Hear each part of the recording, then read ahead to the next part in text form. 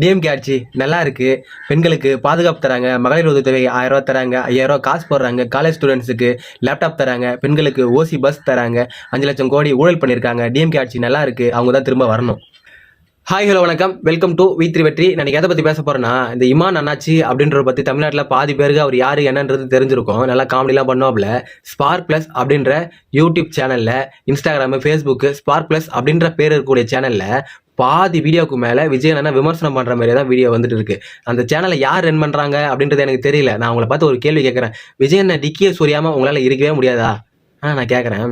அவங்க ஒரு 3 நாளைக்கு முன்னாடி ஒரு வீடியோ ஒன்று அதில் அப்லோட் பண்ணியிருக்கிறாங்க. என்ன தெரியுமா? மக்கள்கிட்ட போயிட்டு நீங்கள் யாருக்கு ஓட்டு போடுவீங்க அப்படின்னு சொல்லிட்டு ஒரு வீடியோ ஒன்று, ஒரு விளாக் மாதிரி எடுத்துருக்கிறாரு இமான் அண்ணாச்சி. அந்த வீடியோவில் பாதி பேர், அதாவது பாதி பேருக்கு மேலே வந்து டிஎம்கே ஆட்சி நல்லா இருக்கு, 1000 ரூபா பணம் தராங்க, 5000 காசு போடுறாங்க, ஓசி பஸ் விடுறாங்க, லேப்டாப் தராங்க, பொண்ணுங்களுக்கு நல்லா பாதுகாப்பு தராங்க அப்படின்னு சொல்கிறாங்க. அதனால திரும்பவும் டிஎம்கே ஆட்சி தான் தொடரணும் அப்படின்னு சொல்லிட்டு மக்கள் எல்லாம் விரும்புகிறாங்களாமா.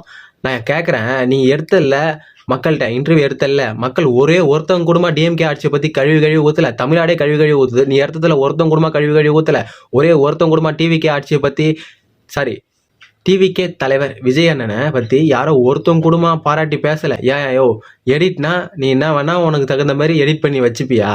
கேவலமாக தெரியலையா உனக்கு? மனசாட்சி எப்படியா உனக்கு இதெல்லாம் இடம் கொடுக்குது? மக்கள் சாபத்தை ஏன் தான் வாங்கி கொட்டிக்கிறீங்களோ தெரில. ஓகே ஃப்ரெண்ட்ஸ், பாய், தேங்க்யூ.